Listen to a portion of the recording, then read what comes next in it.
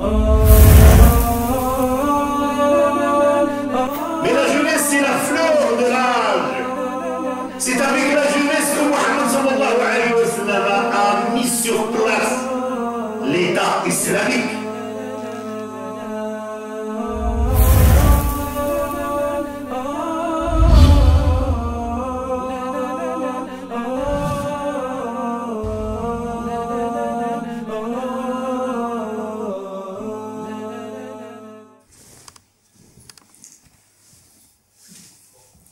أعوذ بالله من الشيطان الرجيم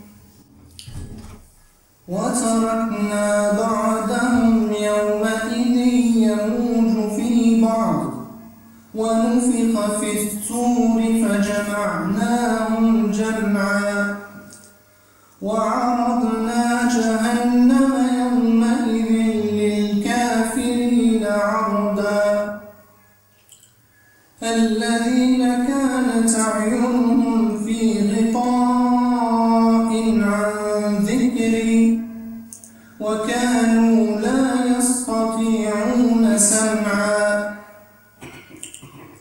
أفحسب الذين كفروا أن يتخذوا عبادي من دوني أولياء إنا أعتدنا جهنم للكافرين نزلا قل هل ننبئكم بالأخسرين أعمالا الذين ضل سعيهم في الحياة الدنيا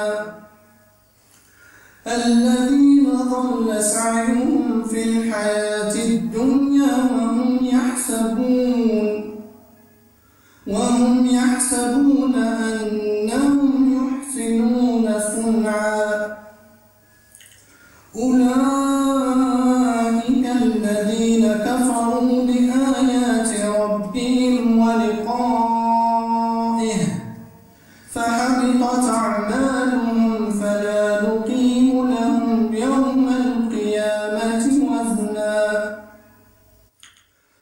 ذلك جزاؤهم جهنم بما كفروا واتخذوا آياتي ورسلي هزوا إن الذين آمنوا وعملوا الصالحات كانت لهم جنات الفردوس نزلا خالدين فيها لا يبغون عنها حولا قل لو كان البحر مدادا لكلمات ربي لنفد البحر قبل أن تنفد كلمات ربي ولو جئنا بمثله مددا قل إنما أنا بشر مثلكم يوحى إلي أنما إلهكم إله واحد فمن كان يرجو لقاء ربه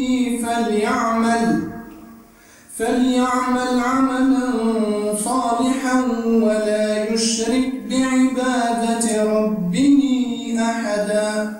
صدق الله. الحمد لله الذي لم يتخذ صاحبة ولا ولدا ولم يكن له شريك في الملك وما كان معه من إله الذي لا إله إلا هو فلا خالق غيره ولا رب سواه المستحق لجميع أنواع العبادة لذا قضى ألا نعبد إلا إياه ذلك بأن الله هو الحق وأن ما يدعون من دونه باطل وأن الله هو العلي الكبير وأشهد أن لا إله إلا الله وحده لا شريك له أشهد أن محمدًا عبده ورسوله ومصطفاه من خلقه وخليله أرسله الحق سبحانه وتعالى بدين الحق رحمة للعالمين، فأدى الأمانة وبلغ الرسالة ونصح الأمة وجاهد في الله حق جهاده حتى أتاه اليقين.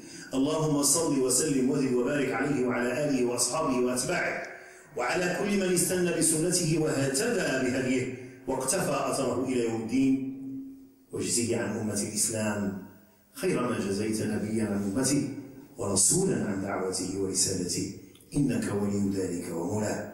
أما بعد، فإن أصدق الحديث كلام الله، وخير الهدي هدي محمد صلى الله عليه وسلم، وشر الأمور محدثاتها، وكل محدثة بدعة، وكل بدعة ضلالة، وكل ضلالة في النار. جعلني الله وإياكم من عتقاء النار. De prime abord, je dois remercier infiniment le comité de gestion qui a eu l'aimabilité d'inviter cette humble personne pour parler d'un sujet litigineux, un sujet très important. Je vais détailler, je vais l'expliquer davantage, à savoir, la jeunesse m'a trahi. Et avant ça, je vous dis et je vous salue par Tahiyat l'Islam, Assalamu alaikum wa rahmatullahi wa barakatuh. Et je vous dis sincèrement que vous m'avez manqué. Et alhamdulillah, la distance n'est pas très importante, car les frères, alhamdulillah, prennent la peine de se rappeler de cet humble orateur qui va aujourd'hui vous entretenir sur le sujet qui a été choisi par je ne sais qui, mais c'est sûrement le comité de gestion. Et je vais commencer dans un premier temps par étayer davantage cette thématique intitulée « La jeunesse m'a trahi ». Est-ce une prise de conscience? Comme quoi, à un moment de mon existence, que ce soit à 30 ans, 40 ans ou plus, je me suis réveillé et je me suis dit, voilà, j'ai perdu un bon bout de temps de ma vie. Ou est-ce une manière quand même de se dire que la période de la jeunesse, j'ai pas bien profité de cette période, qui est la période de la force, de la fraîcheur, une période. Est-ce que je l'ai perdue religieusement parlant? Est-ce que je l'ai perdu au niveau de ma scolarité? Est-ce que je l'ai perdu au niveau de mes relations humaines? Est-ce que j'ai perdu ma jeunesse quant au choix, disons, adéquat que je devrais faire à plusieurs choses? Donc, le sujet, il est très vaste et il interpelle plusieurs thématiques. Mais pour moi, je me suis dit, autant l'aborder comme étant une prise de conscience. Parce qu'au niveau de notre religion, il faudrait toujours avoir cette prise de conscience. Et une partie du texte coranique qui a été lu s'inscrit dans ce cadre. On croit avoir accompli un bon nombre de gestes. On se croit, c'est-à-dire propre, indemne de toutes choses, mais en fin de compte, on est tout à fait à côté de la plaque et on se trompe. Et à ce moment-là, à un moment de son existence, au niveau de son mariage, ou je ne sais quoi, à quel moment de l'existence, on se dit, ben voilà, j'ai perdu énormément de temps et j'ai perdu la meilleure période de mon existence, à savoir ma jeunesse. Et la jeunesse m'a trahi. Cela veut dire, à mon sens, qu'un musulman, un pur musulman, qui a bien attesté de l'unicité d'Allah subhanahu wa ta'ala et de la véracité du message de Muhammad sallallahu alayhi wa sallam, doit en leitmotiv et d'une manière intermittente, c'est-à-dire répéter, faire ce que j'appelle cette introspection, cette auto-évaluation, cette auto-analyse, comme quoi, tout sexe confondu d'ailleurs, comme quoi je dois, c'est-à-dire me poser la question et me dire, suis-je dans la voie? C'est ça la prise de conscience que je voudrais quand même aborder. dans la voie tracée par Mohammed sallallahu alayhi wa sallam. Rasul sallallahu alayhi wa sallam nous a dit dans un hadith: Taraktukum ala al-mahajjati al-bayda, layluha kanahariha, la yaziru anha illa halik. Donc, je vous ai laissé sur la bonne voie, la voie bien tracée, très bien balisée. Hein? Elle est claire comme l'eau de roche. La personne qui s'en égare est vraiment perdante. Je voudrais aborder cette thématique de ce côté-là. Cette prise de conscience doit quand même être, je dirais bien, l'alarme, la sonnette d'alarme, qui doit quand même le ramener vers cette voie que Mohammed sallallahu alayhi wa sallam a tracée. Et à 50 ans, à 60 ans, à 70 ans, je dois me rappeler, je dis oui, à un moment de ma jeunesse, j'ai été trompé par l'éclat terne de la civilisation, par ce qu'on appelle le modernisme, par une chose très importante sur laquelle je vais m'attarder, à savoir le fait, et c'est ça, c'est un problème qui est traité par plusieurs personnes, d'être fasciné, tellement fasciné par la civilisation matérielle occidentale, à tel point que je perde également mon identité, et c'est notre cas. C'est notre cas. Et le Khaldoun, rahimallah, avait dit dans sa muqaddima, dans son introduction, une chose très importante. Il a dit que le vaincu, celui qui a été vaincu, le vaincu ici, c'est notre communauté musulmane d'1,5 milliard. Le vaincu est toujours fasciné, est toujours fasciné par cette imitation de l'autre. Allez voir à travers l'arsenal médiatique. Allez poser des questions comme ça se fait toujours par un certain nombre d'intéressés aux jeunes. Dites-leur, citez s'il vous plaît 4 ou 5 ou une dizaine de noms de joueurs de football. Et les cite. Tu leur même parles, c'est-à-dire de la biographie de chacun d'eux, et il va te dire à quelle date il est né, combien il a de poils dans sa petite barbe, combien il a marqué de buts, il est marié à telle personne, il a été divorcé, il a fait ceci, son petit-fils est celui-là, etc. Demandez-leur également le nombre de chanteurs. Ils vont citer énormément, tous sexes confondus, les chansons, les noms des chansons, ils apprennent par cœur tout ça. Dites-leur, en fin de compte, les 4 noms de Sahaba.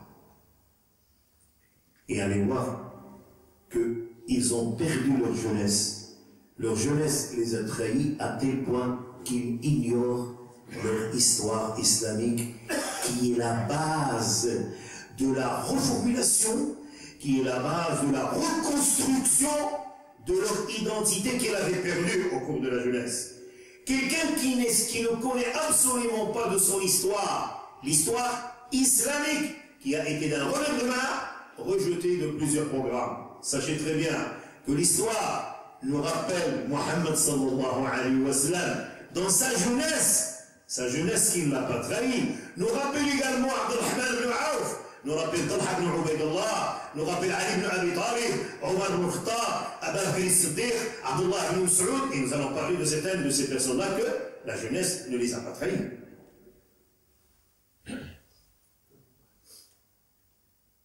Malheureusement, dans les institutions telles que les mosquées, telles que les écoles dites du week-end, telles que certaines personnes qui s'intéressent au discours de vendredi qui font ça, ne donnent pas de l'importance à notre histoire.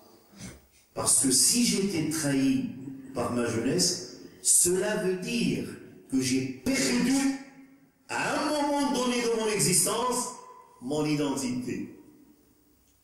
Je l'ai perdu en imitant l'autre. En imitant l'autre dans des choses qui n'ont aucune importance. En imitant l'autre dans ma coiffure. En tant que jeune. Parce que lui, il est fort. C'est le développement. C'est le développement matériel qui me fascine. Je l'imite. Je cherche la coiffure qu'a fait tel ou tel acteur, tel ou tel chanteur, telle ou telle chanteuse. Et je suis fasciné, c'est pas accidentel que d'imiter telle ou telle coiffure. C'est pas quelque chose qui vient comme ça. Non, au contraire. Pourquoi, dans l'histoire, tu n'étais pas allé, dans ta jeunesse, chercher la coiffure de Mohammed sallallahu alayhi wa sallam? Elle est claire, elle est nette dans le hadith. Hadith de Rasulullah sallallahu alayhi wa sallam. On a le portrait physique de Mohammed sallallahu alayhi wa sallam selon deux versions authentiques du descriptif de Mohammed sallallahu alayhi wa sallam. Pourquoi tu n'étais pas allé chercher au niveau de comment sallallahu alayhi wa sallam il était? Mais du moment qu'on est fasciné en tant que jeune, qu'on est trahi par cette jeunesse, je le répète, on cherche quand même dans sa coiffure, dans ses accoutrements, hein, un pantalon qui descend je ne sais pas combien de centimètres, hein, et on trouve ça quelque chose d'extraordinaire, alors que l'histoire derrière ce pantalon est aberrante. Allez voir chez les Américains, pourquoi ces pantalons-là descendent là où il ne fallait pas? Pourquoi on est en train d'imiter l'autre? Parce qu'on est faible, parce qu'on a perdu de son identité, parce qu'on n'est pas fier de nos appartenances. Et certaines personnes même, quand ils portent le kmis ou quelque chose de ce genre-là, ils se sentent gênés, hein? Ils se sentent gênés de monter le bus ou d'aller quelque part ailleurs. Il se dit que dans un pantalon qui descend un petit bout sur quelque chose, il est à l'image de Brad Pitt ou de je ne sais qui. Donc, cette jeunesse m'a trahi dans les substrats minimums de mon existence. J'ai perdu mon identité. Qui suis-je? Au niveau de mon habillement. Quant au choix également de mes études. Hein? Quant au choix également de ce que je dois faire en tant que musulman. En tant que musulman, voici mon arme. Voici mon arme extraordinaire que je lis dans une langue française, dans une transcription. Et ce n'est pas le Coran. J'ai perdu ma jeunesse à ne pas aller, alors que je trouve des enfants 5-6 ans qui maîtrisent la totalité de Kitabullah Azza wa Jal. Et ils s'appelaient auparavant, avant la conversion de leurs parents, ils s'appelaient Michel, Jacob et je ne sais quoi. Mais de toute manière, tu les trouves en train de parler la langue du Coran, d'étudier, si tu n'es pas tout à fait en mesure d'apprendre Kitabullah et de le lire transcrit. Ta jeunesse t'a trahi. Et si tu n'as pas cette prise de conscience, comme quoi pour toi le Coran c'est quelque chose de facultatif, qu'il faut lire sur les morts, et durant certaines fêtes, Wallahi al-Azim, tu as perdu ta jeunesse. Ta jeunesse t'a trahi.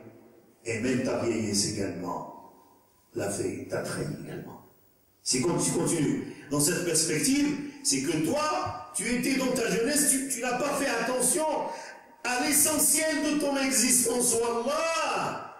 Tu n'es né sur cette terre pour une et unique chose. Ibadatullah.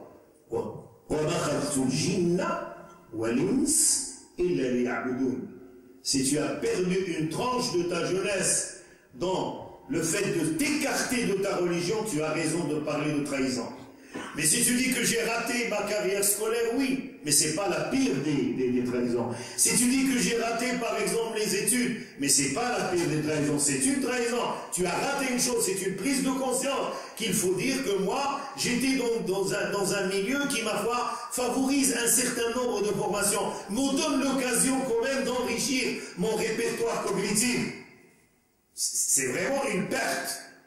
Et que je suis maintenant en train de mendier, de demander quelques sous, alors que je dois être le plus grand richard. Un musulman doit être riche, doit être fort, doit être intellectuellement fort, parce que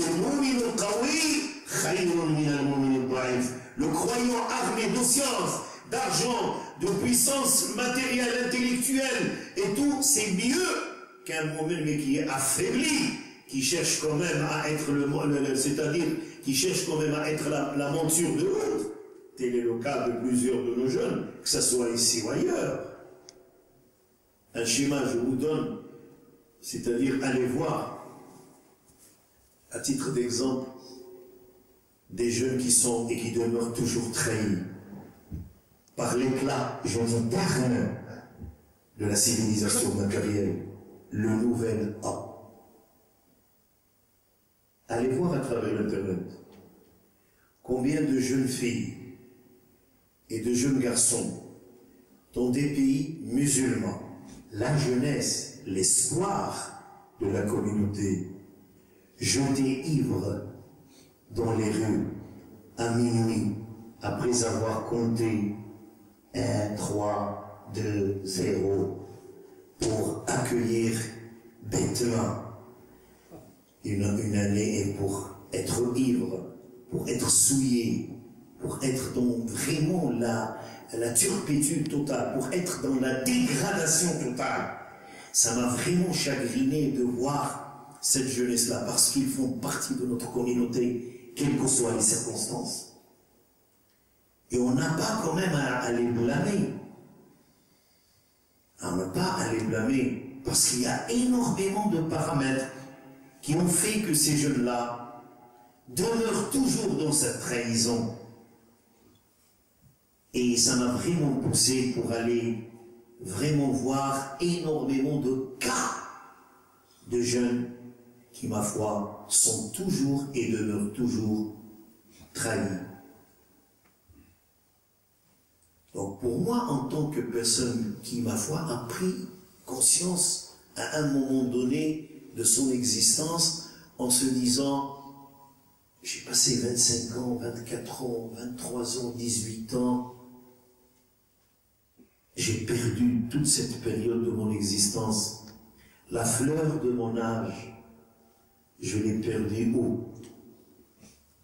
Dans les discothèques, dans les rues, dans la drogue, dans le fait d'aller comme ça courir derrière des filles, dans le fait de rigoler, de rester dans la rue nuit et jour en train de perdre son temps, alors que mon devoir, en tant que jeune, comme ce fut le cas de Sahaba, Abdullah ibn Mas'ud. Qui était ça, Abdullah ibn Mas'ud? Un berger. Un simple berger. Jeune berger. Et ce jeune berger, après avoir compris l'islam, après avoir saisi la portée de cette religion, qui est, c'est-à-dire si tu perds ta religion et ta foi, c'est la grande trahison que ta jeunesse avait faite.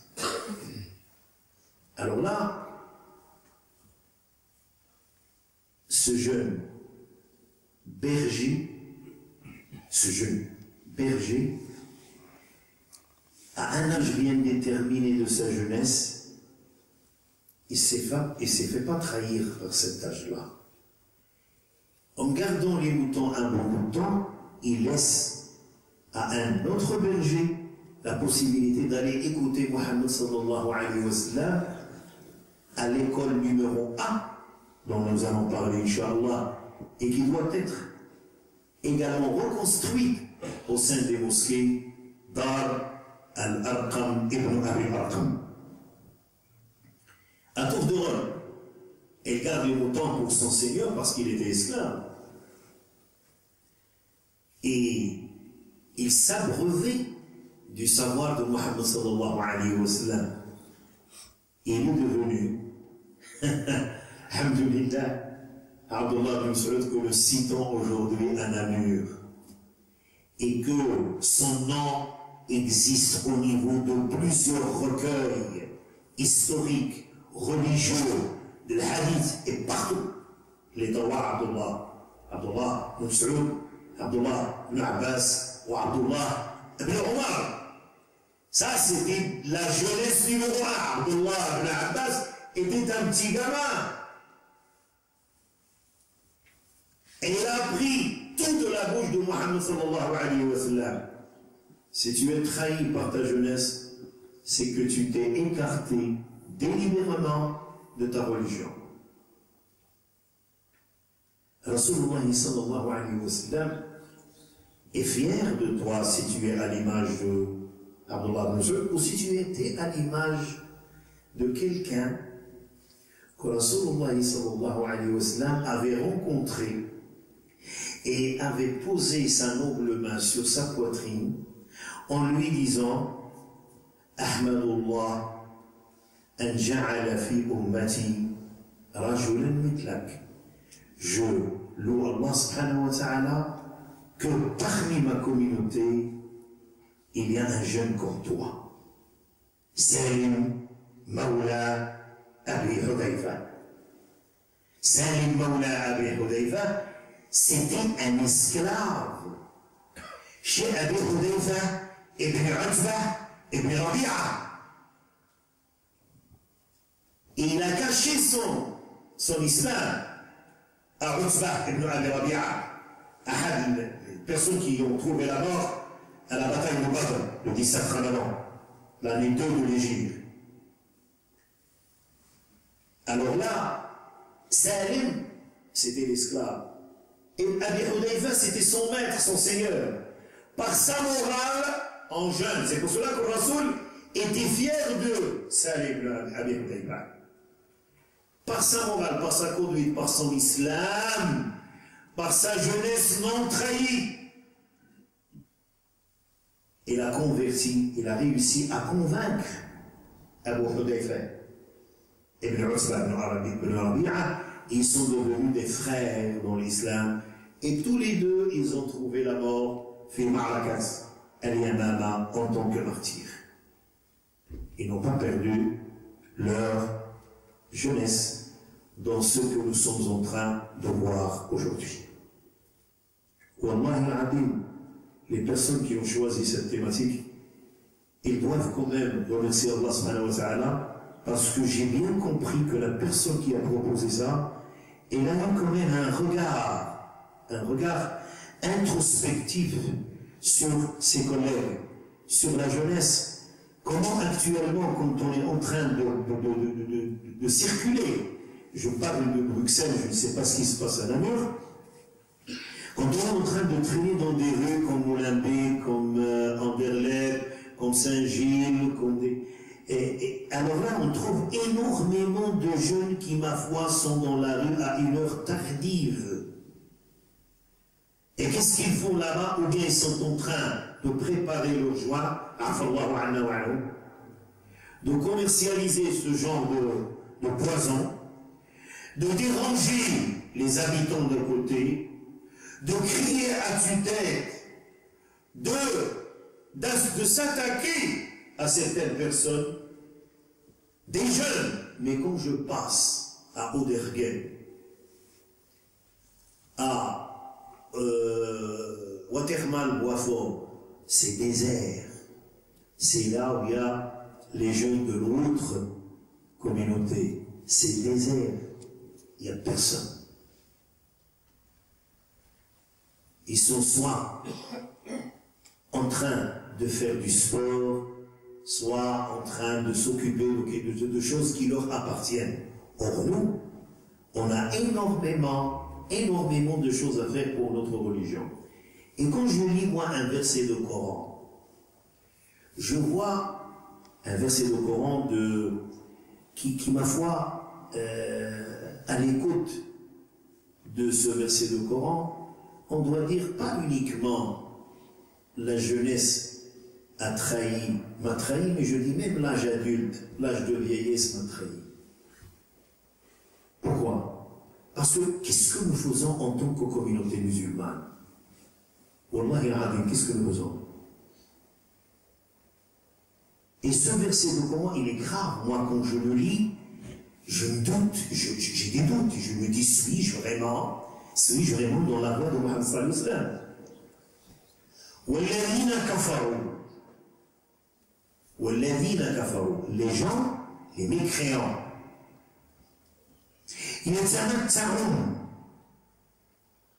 ils profitent de la vie. Et à chaque jeune, quand tu lui dis qu'il est marié, il est jeune, fait des enfants, il dit, écoute, il faut que je profite de ma vie. Comment tu profites de ta vie? Si tu es dans l'islam et tu profites de ta vie dans le da'wah et dans autre chose, c'est excellent. Tu n'es pas trahi. Mais si tu lui dis, je voyage, oui, c'est bien, mais dans quel but? Mouta. Plaisir. Et nous, dans notre langue, il n'y a pas ce avec plaisir, ça n'existe pas. Et je vais vous dire beaucoup de choses, Inch'Allah, si Allah subhanahu wa ta'ala m'aide dans ce discours. Alors, j'ai dit que le fait de lire ce verset et de se pencher sur soi-même en tant que jeune, trahi par sa jeunesse, mais en même temps en tant qu'adulte, 4 ans, c'est en tant que vieille personne. Parce que la trahison ne touche pas uniquement un âge bien déterminé. Il y a des gens qui continuent à être trahis durant le restant de son existence, de leur existence. Walladhina kafaru, c'est grave. Allah il arrive, réveillons-nous. Et je parle à moi-même avant de parler à quiconque. Walladhina kafaru yatamta'un, c'est ce que nous faisons. On est esclave de notre ventre, de notre appareil génital, de nos accoutrements, de nos habillements, de nos voyages, de nos femmes.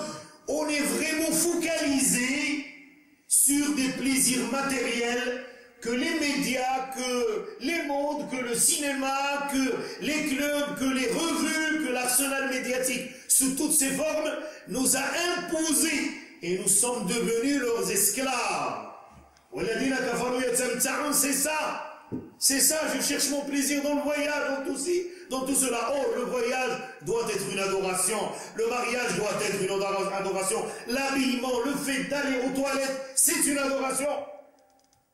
قل إن صلاتي ونسكي ومحياي ومماتي لله رب العالمين لا شريك له وبذلك أمرت وأنا أول المسلمين. Dis que mes prières, mon rituel, ma vie et ma mort sont voués à Allah subhanahu wa ta'ala. C'est ça la personne qui n'a pas été trahie par sa jeunesse ou par un âge bien déterminé. وَالَّذِينَ كَفَرُوا يَتَمَتَّعُونَ وَيَأْكُلُونَ.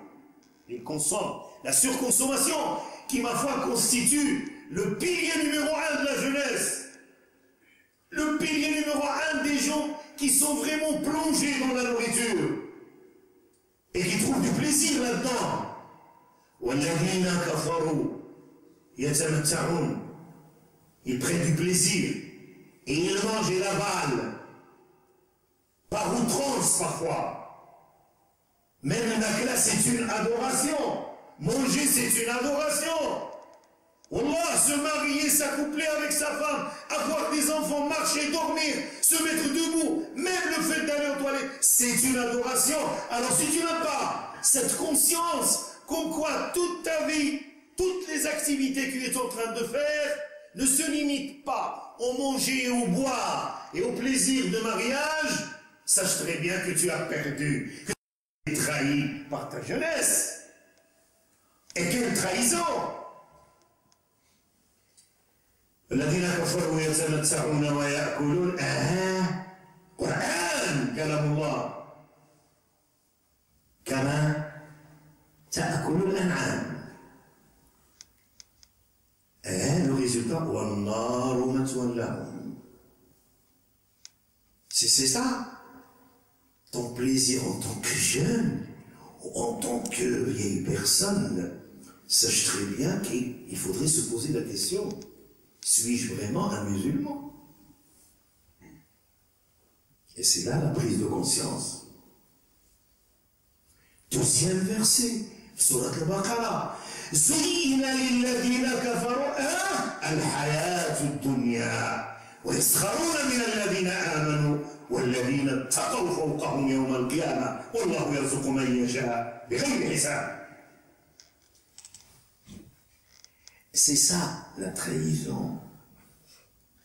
C'est le fait de faire de cette vie un champ de plaisir, de consommation, de surconsommation.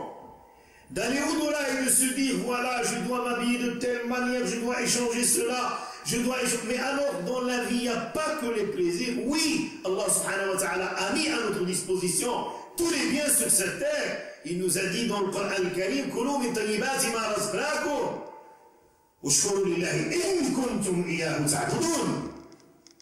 Le Coran est clair. Profitez de ce que Allah a mis à votre disposition, mais avec modération, et que votre consommation, tout ce que Allah vous a donné, doit servir d'adoration. C'est ça la trahison. Et on est tous trahis, c'est pas le titre uniquement pour la jeunesse, mais la jeunesse c'est la fleur de l'âge.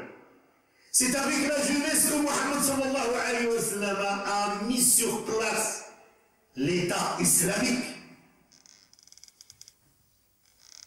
Les jeunes qui avaient une pierre sur le ventre et qui avaient un cœur plein de la ilaha illallah. Muhammadun Rasulullah. Si vous feuilletez les annales historiques et allez dans l'histoire pour faire revivre Ma'arakat Badr, qui n'était pas au début une bataille, qui était au début le fait d'aller récupérer les biens qui ont été pris dans la caravane de Muawiyah ibn Abi Sufyan. Les gens sont sortis, comme Mohammed leur a dit, voilà la caravane d'Abu Sufyan avec tous les biens que vous avez laissés au moment de l'Hégire et que les mécréants n'ont pas laissé, vous ont pas laissé prendre. Et s'est transformé en la plus grande bataille qui a été inscrite dans le Coran al-Karim, fi surat al-Anfal. Ces gens-là, c'était des jeunes. Ils n'avaient ni doctorat en psychologie, ni doctorat en stratégie militaire. Ils étaient 300 et quelques, selon certaines versions. Et c'était le mois de Ramadan, l'année 2 de l'Hégire. Ça, c'est un événement extraordinaire. Ces gens-là n'avaient été vraiment rongés par la faim, F-A-I-N, dévêtus, des armes dérisoires, hein? Et ils n'étaient pas prêts pour combattre plus de 1000 soldats, armés jusqu'aux dents, alors que cette petite troupe de 300 et quelques étaient des jeunes, faisaient des jeunes. Et Rasulullah sallallahu alayhi wa sallam les voyait, après avoir consulté, après avoir pris c'est-à-dire leur opinion sur est-ce qu'ils vont combattre ou non, mais ils étaient tout prêts. Et Rasulullah, il levait sa main, il disait Allahumma innahum urat faksuhum, Allahumma innahum jaw'a fa'at'imhum, Allahumma innahum hufat fa'fa'hum. Et c'était vraiment la victoire, non pas par le nombre, mais par la foi,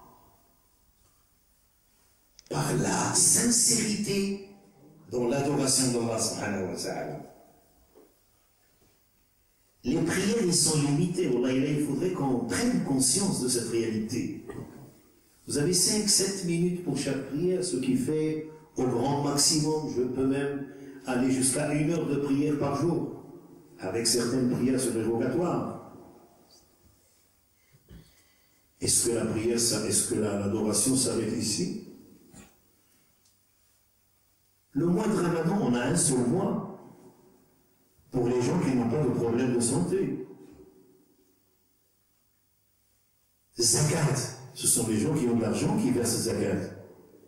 Le pèlerinage, ce sont des gens qui ont de l'argent pour aller au pèlerinage. Est-ce que l'adoration est limitée dans ces pratiques-là? Réveille-toi. Si tu crois ça dans ta jeunesse, que le fait de faire une barbe, c'est bien. De porter des accoutrements selon Sunna, c'est extraordinaire. De venir à la mosquée, il n'y a pas mieux. Mais le pire, c'est que tu as perdu tu as été trahi par ta jeunesse si tu crois uniquement que par la prière, tu as tout fait. Parce que ta vie, je le dis, je le répète, c'est Allah qui le dit dans le Coran, Surat Al-An'am. Je vous dis deux versets. قل إن صلاتي ونسكي ومحياي ma vie ومماتي إنه لله رب العالمين لا شريك له. Donc si tu limites ta vie dans cette perspective-là, tu es perdant. Et sache très bien que Ali ibn Abi Talib, karramallahu wajhahu, il parle à son fils Hassan. Allah ya'adillah. Quand on ignore l'histoire, on est trahi par sa jeunesse. Où allons trouver nos idoles? Où? Cinéma? Où? Sur le terrain de football, de tennis, de basketball, ou je ne sais quoi. Dans les romans. Non, c'est dans notre histoire. Et les parents, ils contribuent, wallahi al-azim, parfois négativement, positivement, quand ils sont emportés dès le départ par des activités qui sont indispensables. Je ne dis pas non, mais qui ne sont pas prioritaires. Qui aident, voilà, qui poussent les enfants à aller dans la débauche, c'est parfois par inadvertance, ou par ignorance, ou par mépris, ou par aveuglement. Hein? Ce sont les parents qui commencent ça. Je suis vraiment acharné à ce que mon fils aille au terrain de football. Mais je ne suis pas acharné à ce qu'il apprenne Al-Karim à un âge où l'apprentissage et la mémorisation est tout à fait aisé et possible. C'est là où il y a tout. Si tu veux regagner ta jeunesse et ne pas être trahi, Al-Hassan, le Abi Talib, quel était, c'est-à-dire le conseil qu'il donnait tous les jours à son grand-fils Hassan. Il me dit, Ali ibn Abi Talib qui parle. Ali ibn, tu appelles comme ça ton fils depuis sa naissance? Et tu ne sais pas ce que tu fais. Tu ne sais pas ce que tu fais. Au lieu de lui dire, يا قطعة من لحمي أيها المسلم الصغير أيها المؤمن الصغير, et tu implantes ça dans sa cervelle, il ne sera pas trahi par sa jeunesse. Les parents, ils ont une très grande part, et nous allons en parler. Parfois, ce sont les acteurs, les metteurs en scène, les producteurs de ces schémas de jeunes qui existent partout. Ali Bonaï, regarde combien de connotations là-dedans. Si tu vis dans ce climat-là, ta maman qui t'appelle comme ça et toi tu réponds, tu ne vas pas être trahi par ta jeunesse. J'en suis certain, mais il est là. Wa'alam, sache très bien. Ali Bonaï, l'arabe de Ahd Muhammad sallallahu alayhi wa sallam.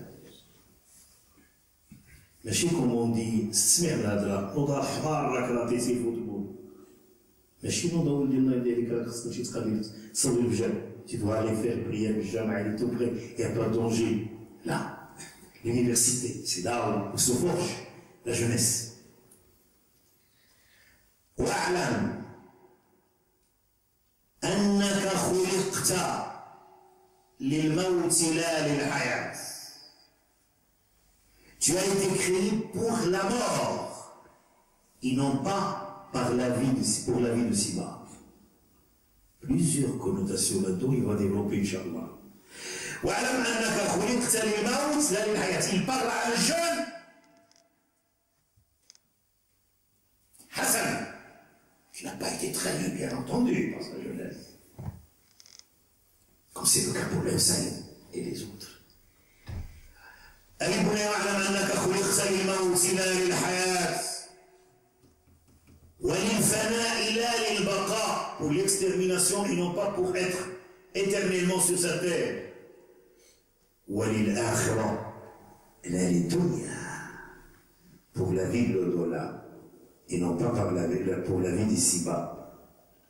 Si tu restes toujours trahi par ta jeunesse ou par ton âge adulte, sache très bien que tu aspires à cette vie, tu as aspiré à cette vie-là et tu as oublié. Et le verset coranique, c'est-à-dire les mécréants qui, ma foi, savourent les plaisirs et ne font que consommer des aliments, c'est l'enfer, leur destinée.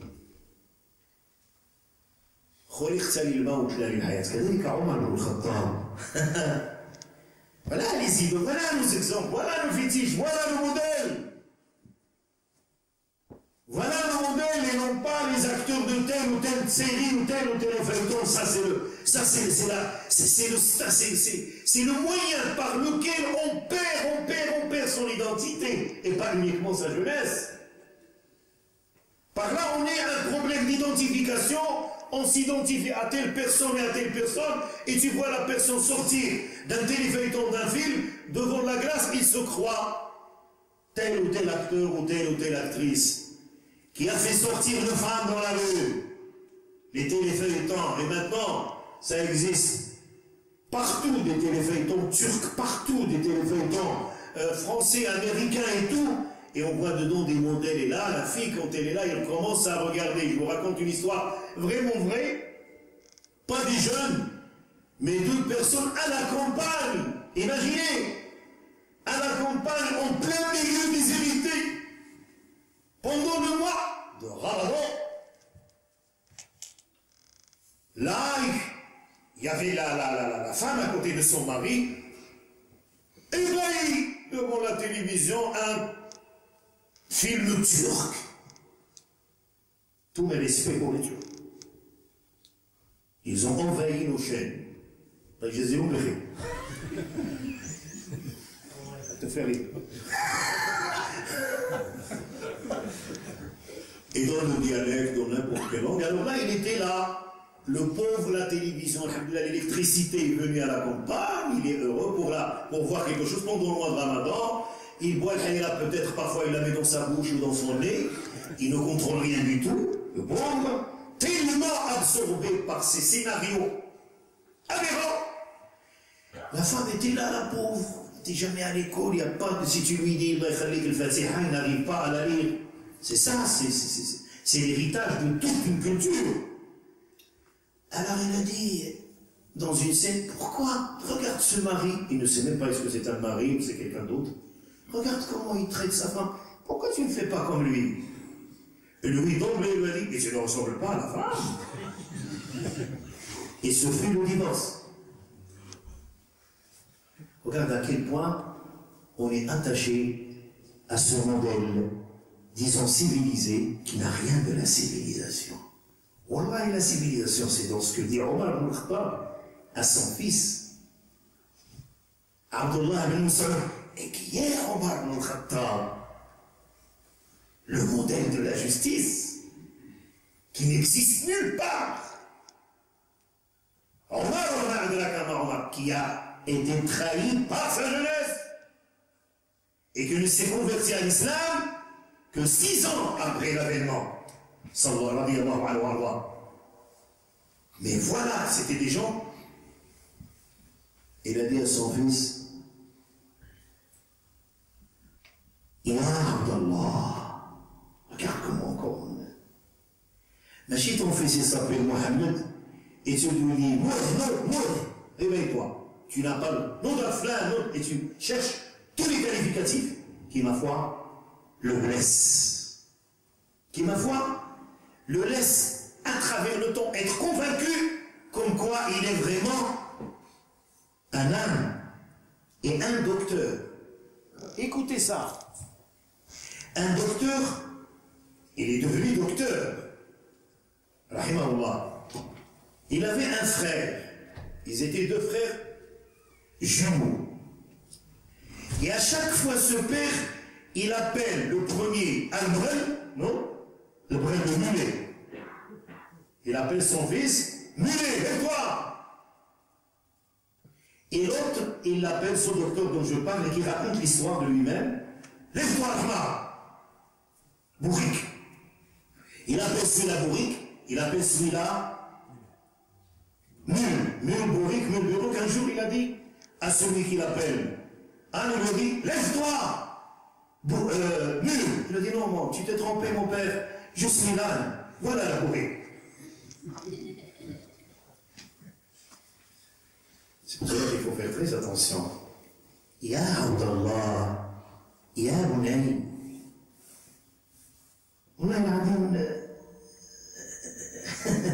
Ça fait rire.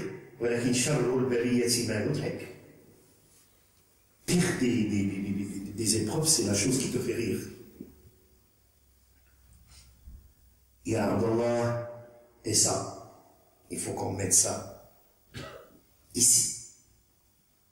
أعرف ما بعد الموت حتى لا يفجأك الموت. Sache ce qui va se passer après la mort, avant que celle-ci ne te surprenne, parce que tu es jeune.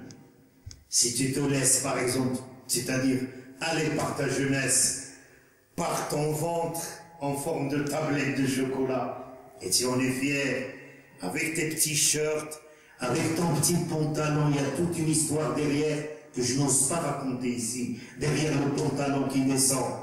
Il y a une histoire vraiment aberrante quand tu vas savoir de quoi il s'agit et quel est l'historique de cette mode, de cette vogue, de cette imitation, de cette manière d'être comme un singe en calquant l'image de l'autre. Tu vas être vraiment déçu. C'est-à-dire,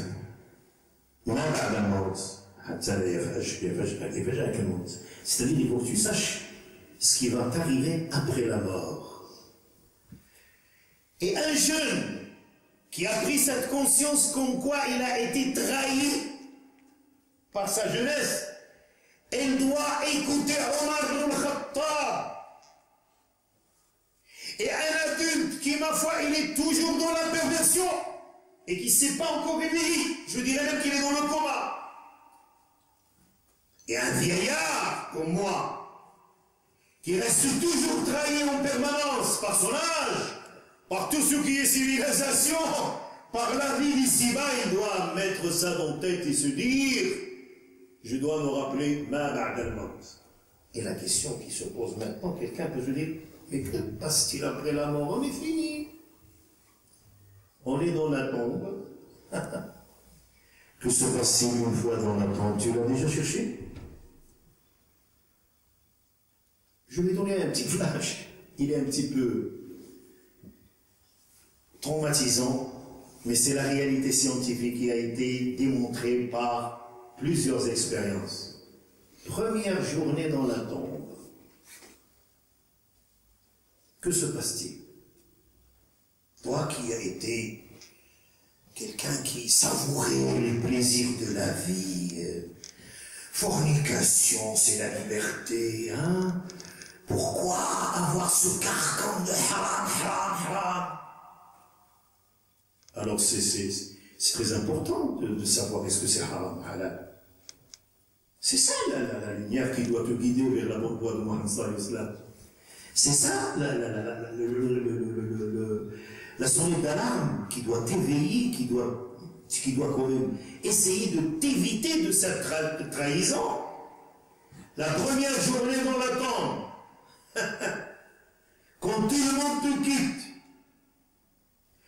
Wallah, il a des recherches scientifiques. Les deux premières parties de ton corps qui, ma foi, pourrissent le ventre et le sexe.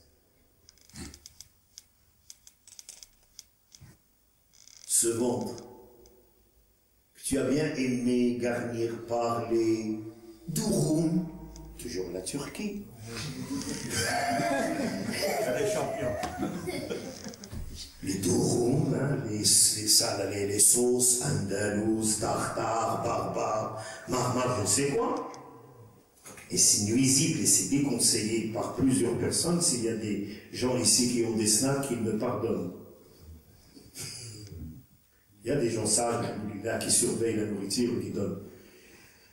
Et pire encore que ça, moi j'entends pendant l'Aïd Kibir, qui est une fête extraordinaire, parce que Allah subhanahu wa ta'ala nous donne ces deux fêtes, notre jeunesse nous trahit à cette époque-là.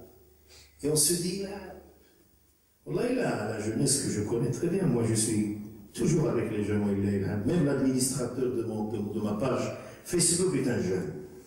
Un jour il va me mettre derrière les barreaux, ça c'est sûr.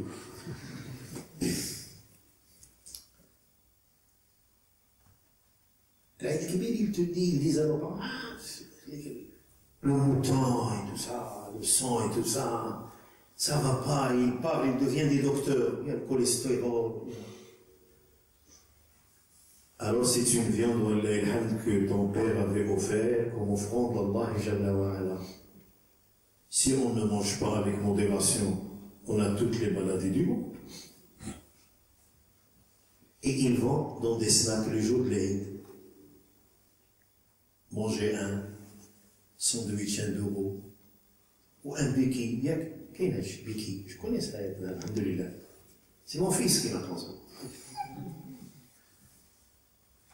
Ou très tagliati chez quelqu'un. Hein? Il y a des gens qui. Je ne dis pas que c'est interdit, loin de là. Mais c'est pas ça l'essentiel. On se nourrit pour qu'on puisse quand même adorer Allah correctement. Et on se nourrit en adorant Allah subhanahu wa ta'ala. Adorer, ça veut dire quoi? Qu'est-ce que ça veut dire adorer? Posez-vous la question, vous adorez Allah, qu'est-ce que ça veut dire? Yallah, c'est une petite question. C'est obéir. Obéir à 100% sans dire mais. Quand tu dis mais, l'adoration, c'est là l'obéissance absolue à tout ce que Allah subhanahu wa ta'ala avait annoncé ici, avait fait descendre à Mohammed sallallahu alayhi wa sallam, tout ce que Mohammed avait fait, avait dit, avait approuvé. C'est ça ta vie. Si tu reviens à ça, même si tu as été trahi par ta jeunesse, Wallahi al-Azim, tu vas vivre le vrai bonheur. Le vrai bonheur. Et tu seras interrogé le jour du jugement dernier sur ta jeunesse. Le hadith est un peu faible, mais elle a un petit peu de véracité là-dedans. Shababu, fima afna. Où est-ce que tu as passé ta jeunesse? Où ça? En train de t'abreuver du savoir qui va donc, ma foi, t'empêcher d'être parmi les consommateurs et les gens qui savourent les plaisirs de ce bas monde sans modération, ou tu étais parmi les gens qui cherchaient la voie de Mohammed sallallahu alayhi wa sallam. Donc les deux choses dans la tombe qui pourrissent, qui éclatent et qui dégagent une odeur capiteuse, insupportable, c'est le ventre et le sexe. Les deux choses auxquelles les personnes, et en l'occurrence la jeunesse, donnent beaucoup d'importance. On cherche toujours ces plaisirs-là. Et même quand on arrive à un âge très avancé, on reste esclave de ça. C'est pas qu'il dit, Allah subhanahu wa ta'ala, il a dit dans le Coran, زين للناس حب الشهوات من النساء والبنين والقناطير المقنطرة من الذهب والفضة والخيل المسومة والأنعام والحرث ذلك متاع الحياة الدنيا والله عنده حسن المآب. Il te donne en contrepartie les choses de l'akhira. C'est-à-dire que Allah qui a créé en toi ce plaisir, mais il l'a jalonné. Pour les plaisirs, disons, de lit, c'est ta femme. Mais si tu perds ta jeunesse, fleur d'âge, dans la fornication, d'aller attaquer les filles de l'autre, en faisant le don Juan et en se disant, voilà, je suis le maître du monde, tu sais, celle-ci, j'étais avec elle, celle-ci, les gars. Et je vous ai raconté la dernière fois, la pire des choses, c'est quelqu'un qui a perdu toute sa vie dans la fornication. Un jeune, je ne sais pas si vous l'avez enregistré la dernière fois, il est venu voir son père à un âge bien déterminé. Il était dans la bonne voie, ce jeune-là. Il demande à son père, « Père, j'ai trouvé telle fille. Je vois qu'elle est de la dentine et qu'elle est très bien. » Il a dit, « Mais quelle fille, de quelle fille s'agit-il » C'est le père qui parle. Il dit, « La fille donc, du voisin, monsieur Indel, qui fait ceci. » Comment tu dis? Le père répète, « La fille de monsieur, écoute mon fils, c'est ta soeur. Et ta maman ne le sait pas. »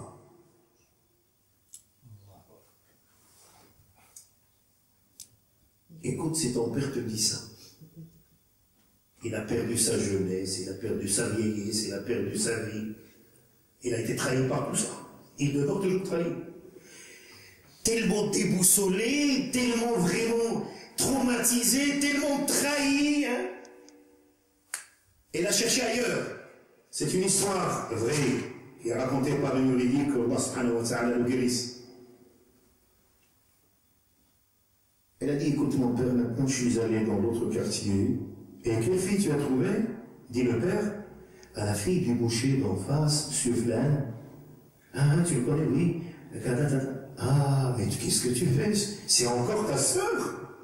Et ta maman ne le sait pas.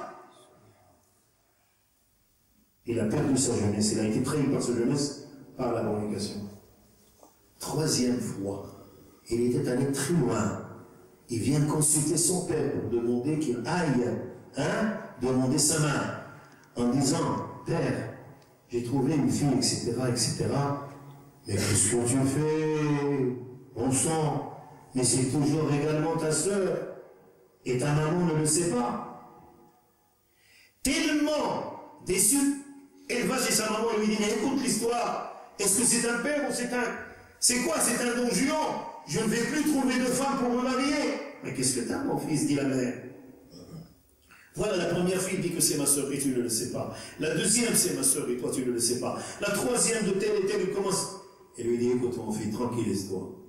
Marie-toi à n'importe laquelle de trois. Tu n'es pas son fils. Et lui, il ne le sait pas.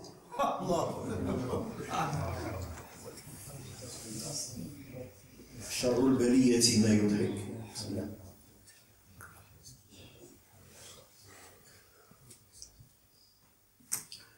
Et alors là, chacun, quand tu poses la question à un jeune, il te dit non. Le père, il est trahi par sa jeunesse, le pauvre. Mais tu as les moyens, alhamdoulilah. Tu as une petite chambre. Alhamdoulilah. Tu as trouvé une fille, muslima, mu'mina, qanita, abida. Tu as choisi la fille. Mu'mina. C'est pas le voile qui fait la musulmane. C'est pas cette barbe qui fait le musulman. Ça, ce sont des choses sunna, conseil. C'est notre allure de musulman. On doit en être fier de tout ce que Mohammed sallallahu alayhi wa sallam nous a recommandé. On ne doit pas avoir honte de ça, sinon on est trahi par sa jeunesse. Si tu te moques de quelqu'un qui porte les accoutrements de la Rasulillah, tu lui dis, voilà, comme disent les personnes, regarde cette fille. Aïcha du haut et en bas c'est Joël. Tu te moques de qui et de quoi? Voilà une manière d'être trahi par sa jeunesse. Sache très bien que toute personne qui a les moyens et qui se ne marie pas, il est en train de désobéir à Mohammed sallallahu alayhi wa sallam. Donc il n'adore pas Allah sallallahu alayhi wa sallam. Si tu ne te maries pas à un âge bien déterminé, et tu es en train, tu n'as pas cette force de t'abstenir par le jeûne, par énormément de choses qui ont été dictées par Mohammed sallallahu alayhi wa sallam, et tu t'adonnes à la fornication, où tu dis, Ana jujahif al-kufar. Tu fais de la fornication, c'est mal. Avec Jacqueline ou avec Fatima, c'est la même chose. Zina. Et tu as perdu, tu es trahi par ta jeunesse, parce que Rasulullah sallallahu alayhi wa sallam, il t'a dit, il y a de cela 14 siècles, ah, ma'ashar al-shabab, communauté de jeunes, man istata'a minkum al-ba'a, celui qui arrive à subvenir aux besoins journaliers, qu'il se marie. Et Rasulullah sallallahu alayhi wa sallam يقول لركعة واحدة من رجل متزوج خير من قيام ليل رجل أعزب.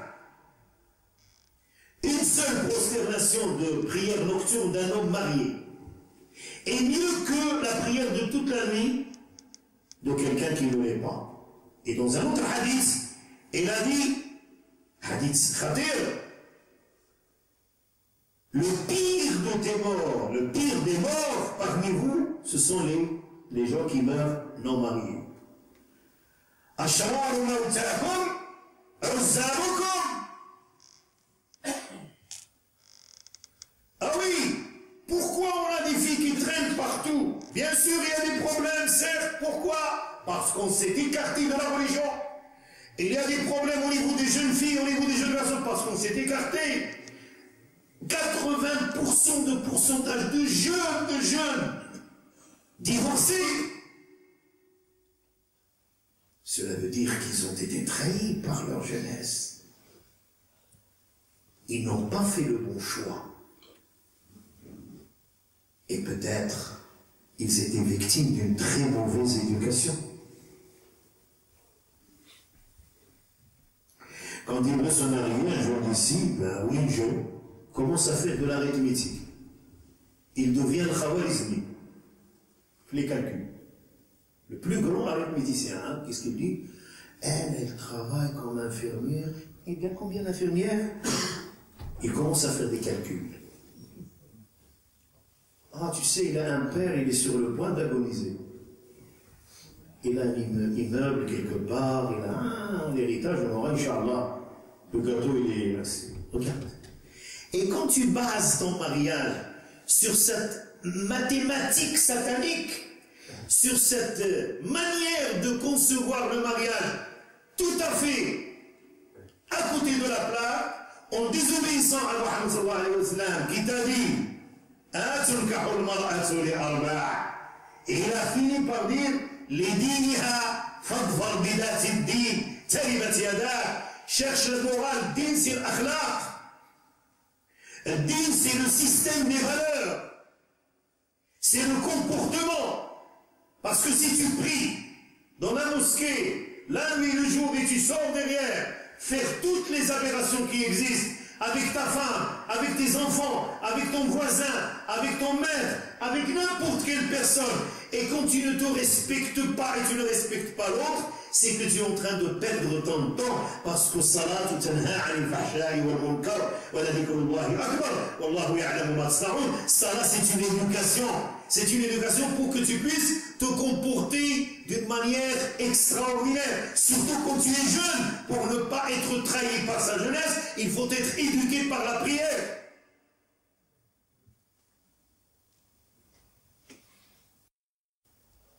Alors là, quand il veut se marier, monsieur Intel ou monsieur X, qu'est-ce qu'il fait?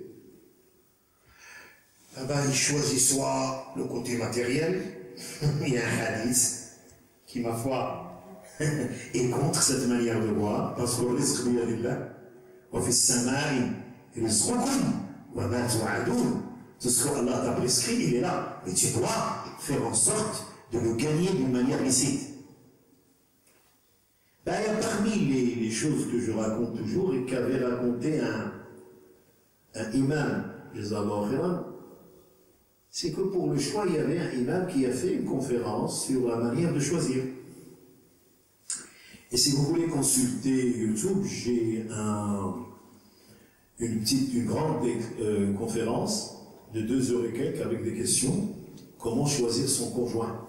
En français, totalement en française. Sur YouTube, Skek Ahmed, comment choisir son... Je l'ai faite à Bruxelles. Il y a de cela une année ou deux.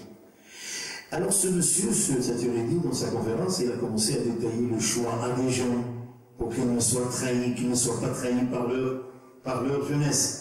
Il a dit, voilà, l'islam, il te dit de choisir la femme qui jouit d'une morale, c'est-à-dire l'islam, et Allah subhanahu wa ta'ala, il a dit à Muhammad sallallahu alayhi wa sallam dans le Coran, il ne lui a pas dit que tu es d'une prière, ceci, non, il a dit, wa innaka la'ala khuluqin 'azim, tu jouis d'une morale extraordinaire. Il y avait parmi l'auditoire quelqu'un qui était timide. Une fois la conférence terminée, il est venu aborder l'orateur. Vous voyez l'histoire? En lui disant, je suis un petit peu timide. Je ne peux pas aborder une fille alors que c'est permis. Mais dans les règles de l'islam, la question m'a été posée par des jeunes. Un vendredi, à l'issue du discours vendredi à Proba, il m'a dit, est-ce qu'il m'est permis de dire à une fille, j'ai cherché, je voudrais quand même venir demander ta main. Je lui ai dit, mais tu n'es pas mieux que, et la femme à qui tu vas demander ça, n'est pas mieux que Romaïsa. Romaïsa, il y avait un mécréant, Romaïsa, parmi les premières Ansariyat qui s'est converti à l'islam. et qui a cru à Mohammed sallallahu alayhi wa sallam. Et c'est une femme au sens strict du terme, qui n'a pas également perdu sa jeunesse. Et c'était Talha, Abu Talha, qui est venu lui dire « Je voudrais t'épouser », alors que plusieurs personnes ont demandé. Il l'a abordé, il lui a dit « Est-ce que tu m'acceptes comme mari ?» Et puisqu'il a vu, il a constaté que c'était, il connaît la personne, il a dit « Ya Abu Talha, c'est pas toi qu'on doit rejeter. Regarde la réponse comment elle est. Nous, non, le tabou. Attention. Mais non. Cherche, est-ce que tu vas avoir un mari ou non? C'est quelqu'un de bien ou non? Pour ne pas perdre, pour ne pas être trahi, toujours par sa jeunesse. C'est le refrain, hein?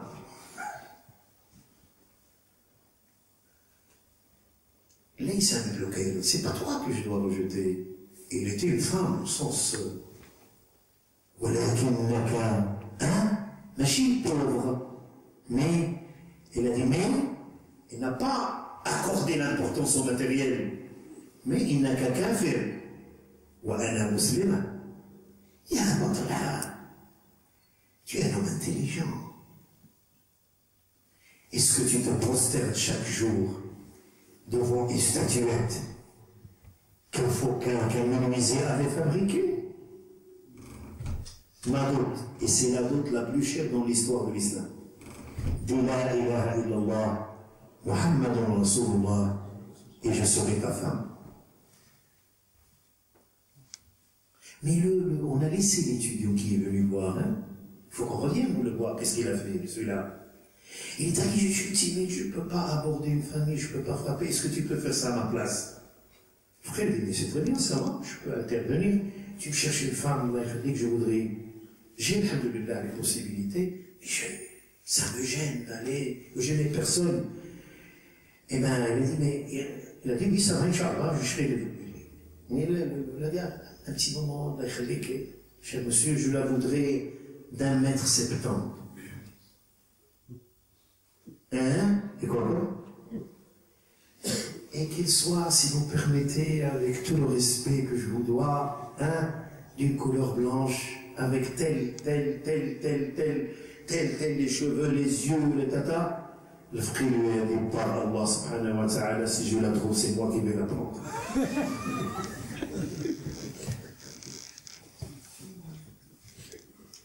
Cela veut dire que Ad-Din, il te permet d'apporter, mais dans les règles de l'art. Maintenant, malheureusement, on est trahi par sa jeunesse, par les smartphones, par les téléphones.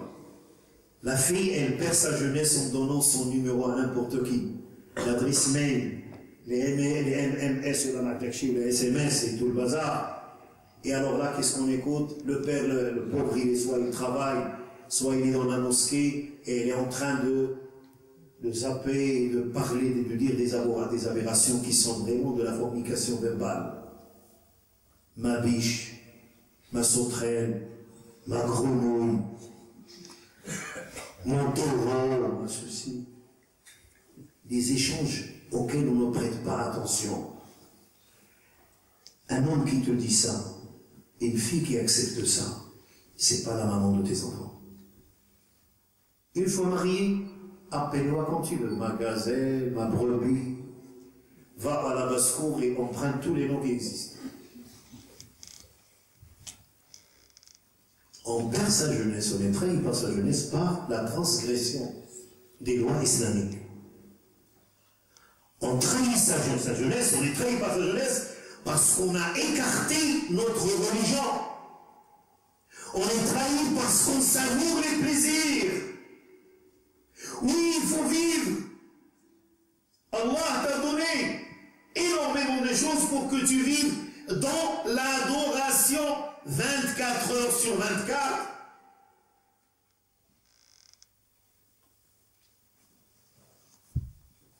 Regarde les gens qui étaient à Dar al-Arqam ibn Abi al-Arqam.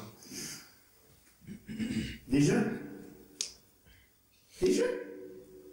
Une fois qu'ils ont entendu La ilaha illallah, hein, ils ont cessé d'être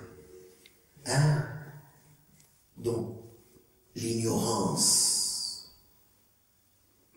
ils ont cessé de savourer les plaisirs qu'ils savouraient auparavant. Tu sais, certains Sahaba, au niveau du vin, vous connaissez la peau du taureau. C'est là où c'est là où ils avaient leur vin. Et c'était numéro 1 dans l'économie. C'est pour cela que sans interdiction était progressive. Voilà qu'il y avait quelqu'un de nos jours, à travers les médias, un alim, je ne cite pas l'université, qui dit que le khamr n'est pas haram. Un jour. Et que le voile n'est pas obligatoire.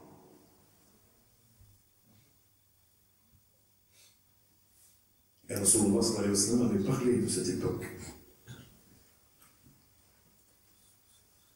Donc moi, en tant que jeune,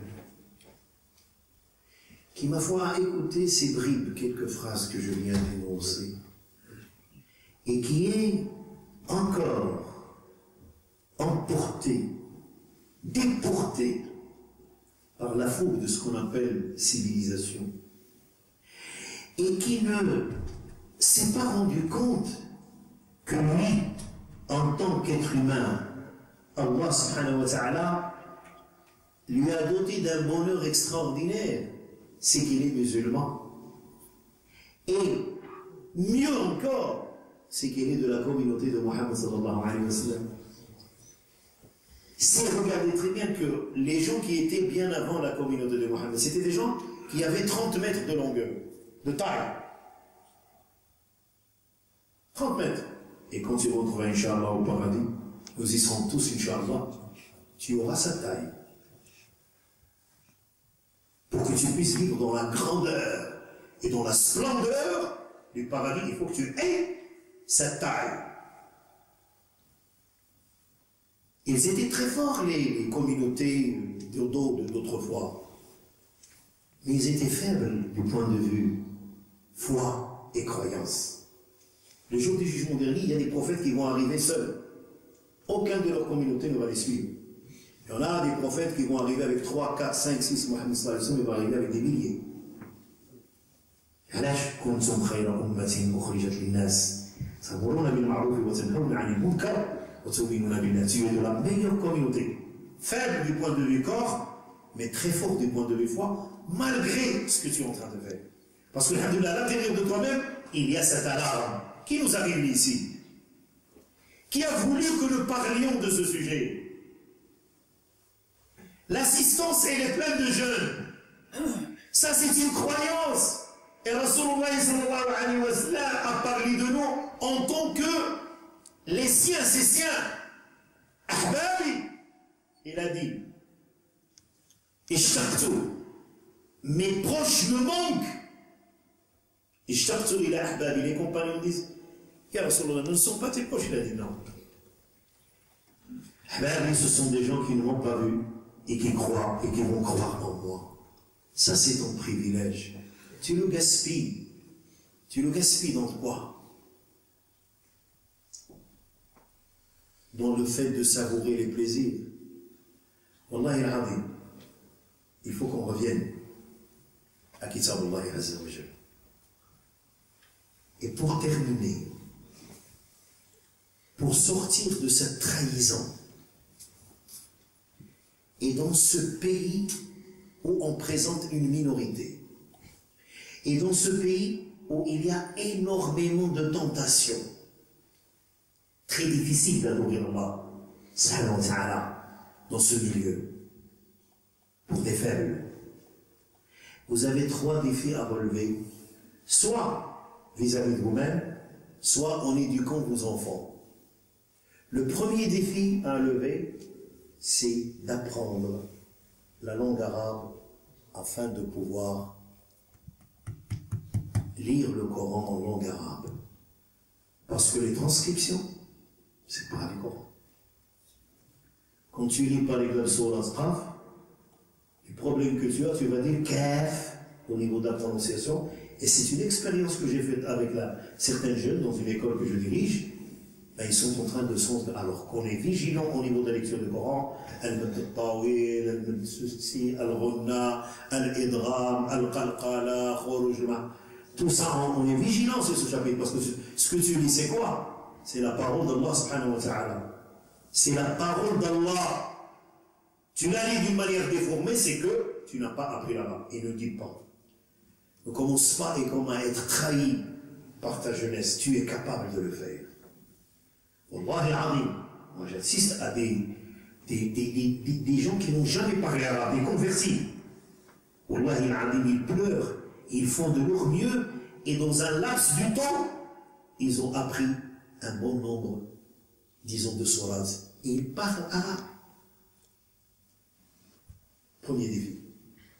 Et il appartient aux écoles et aux mosquées de faire en sorte que les musulmans doivent lire le Coran en arabe. J'ai tenté une expérience avec des adultes de 52 et 45 ans, des amis à moi, des ingénieurs en informatique, en électricité et un expert comptable. Ils m'ont poursuivi pendant une année pour que je leur donne des cours d'arabe et de Coran. Ce sont des gens d'ici, qui sont nés ici, qui parlent un arabe boiteux, qui ne s'expriment que dans la langue française. J'ai accepté, avec des conditions draconiennes, une classe, des tables, un tableau, un milieu, pour voir à quel point ils sont attachés. À chaque fois que je me dis, nous avons acheté les tables. Comment ils sont ces tables? Tel autre, et je vois, oui, il faut faire ça. L'année dernière et cette année, ils ont appris, alhamdoulilah, Surat al-Baqarah, ils sont en train de faire, et ils lisent maintenant le Coran, ils pleurent, ils ont pleuré l'année dernière. Parce qu'au départ, ils ont dit, c'est impossible. On ne peut pas lire parce que je le lis toujours transcrit. Maintenant, alhamdoulilah, ils lisent le Coran. Ils écrivent. Ils savent, ils ont un petit texte et ils le lisent. Ils ont des règles de grammaire. Et le cours se donne à quelle heure? Après le fajr. À 6h, à 7h du matin. Chaque samedi, chaque dimanche. Alhamdoulilah. Moi-même, j'ai pleuré quand je l'ai entendu, que je l'ai vu, quand je les ai vus en train de lire. Donc ne dites pas que c'est impossible, que l'arabe est difficile. Vous parlez le néerlandais, vous parlez le chinois, vous parlez la langue de Ouagadougou parfois. Et l'arabe vous paraît un petit peu difficile. Wallah al-Adim, c'est la langue par laquelle tu seras interrogé le jour du jugement dernier. C'est honteux de se dire je ne connais pas l'arabe, alors que toutes les nationalités d'ici parlent leur langue. Les Turcs parlent leur langue. Les pays de l'Est parlent leur langue. Les Africains parlent leur langue. Ils ont une multiplicité de vernaculaires, mais ils parlent leur langue. Tu les vois à travers le métro, à travers le tram, à travers n'importe qui, ils parlent leur langue. Et nous, c'est la langue universelle de tout musulman. Et avec la langue arabe, apprenez le Coran. 4 sourates, 5, 6, essayez de commencer. Allah subhanahu wa ta'ala va vous aider. Il est facile à apprendre, et c'est Allah qui le dit. Et ça, les délivres, on a facilité l'acquisition du Coran. Existe-t-il des gens qui sont conscients d'une telle facilité ou non? C'est la traduction de ce verset. Et il y a des femmes de 80 ans, aveugles, qui ont appris le Coran par... Et malheureusement, je n'ai pas la chance de vous ramener un enfant. Le miracle de Bruxelles, qui a entendu le Coran dans le ventre de sa mère. Et sa maman, depuis toute son enfance, il lui a fait entendre le Coran. Il parle arabe classique impeccablement à 7 ans. Et il ne lit pas. Mais quand tu lui dis, montre-moi telle phrase, il la montre. Quand tu lui dis, tel verset, il le fait sortir. Et il apprend le Coran avec toutes les règles requises. Inch'Allah, Shimura, on va le ramener. Ne dites pas que c'est impossible. Et c'est un devoir qui incombe à tous les pères et à toutes les mères. Et troisièmement, troisième défi, rattachez-vous à votre identité islamique. Pas territoriale ou communautaire. Ton identité islamique, il faut en être fier. 3 défis. Langue arabe, Coran et ton identité en tant que musulman, fier de tes appartenances. أقول ما سمعتم وأستغفر الله لي ولكم ولسائر المسلمين ويرحم الله بعد القرآن.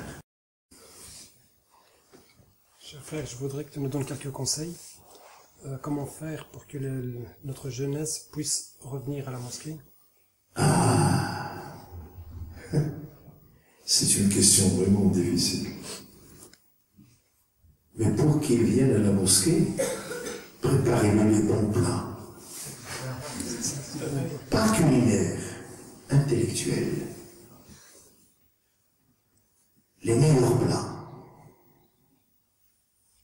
C'est tout ce qui relève de l'éducation. Il y a des gens qui ne savent même pas faire leurs ablutions.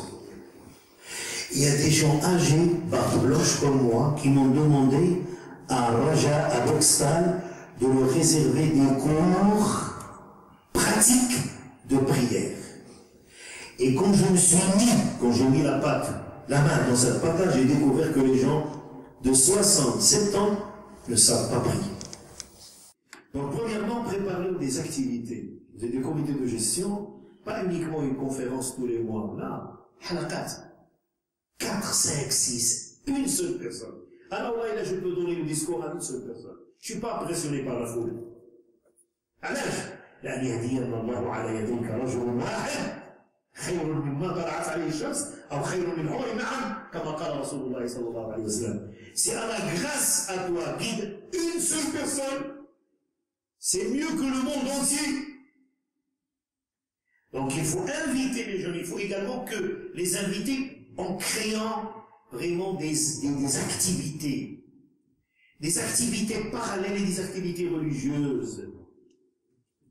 Un jeune qui ne trouve pas dans la mosquée, qui trouve uniquement que quelqu'un qui le gronde sur la tribune, qui nous dit haram, haram, haram, il ne nous guide pas, il ne l'oriente pas, ou qui parle de tout et de rien, et il ne va pas aimer la mosquée. Il faut également que l'accueil soit bien fait. Il faut réserver des concours, des gens qui apprennent alors un concours pour sinon.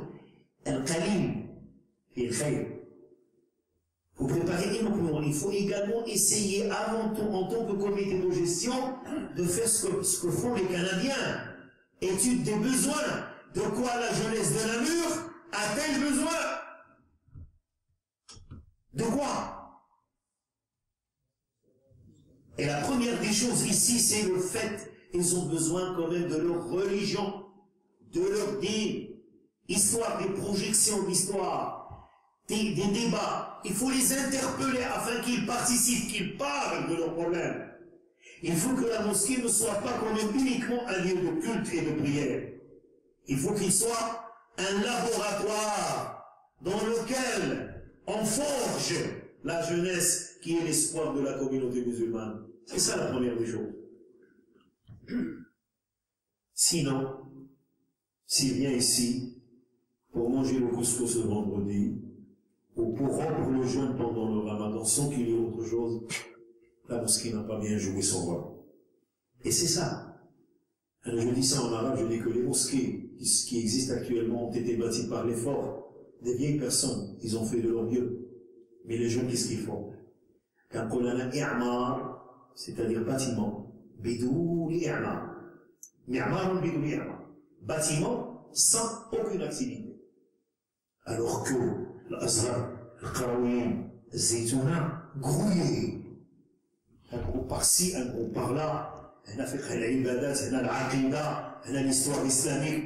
Et on interpelle ces gens, Allah khalik toi, tu nous si on prépare un sujet sur eux, invitez-les ici pour qu'ils disent un quart d'heure une chose, pour qu'ils parlent de leurs problèmes, au niveau de leur famille, qu'est-ce qu'ils ont, et essayer d'intervenir pour régler certains problèmes. C'est ça notre rôle. ولا تجعلوا الله رعاة بأيمانكم أن تبروا وتصلحوا بين الناس. C'est ça. Notre rôle, c'est d'être soudés. Et c'est la mosquée qui nous soude. S'il ne veut pas partir, ou s'il part, c'est que dans la mosquée, il n'y avait rien du tout. C'est-à-dire qu'on s'assume, en tant que comité de gestion, une responsabilité énorme Et c'était une question pertinente, du moment qu'elle émane d'amour, une communauté de gestion.